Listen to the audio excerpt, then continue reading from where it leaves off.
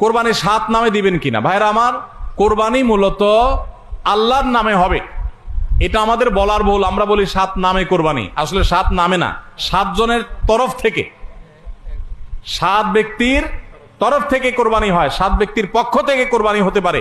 গরুতে, ওটে সর্বোচ্চ 7টা ভাগ হতে পারে, 7-এর নিচে হতে পারে, উপরে হতে পারে না। আবার ভগ্নাংশ হবে না, অর্থাৎ 1 ভাগ 2 জনে মিলে নিলে হবে না। বুঝে আসছে কথা?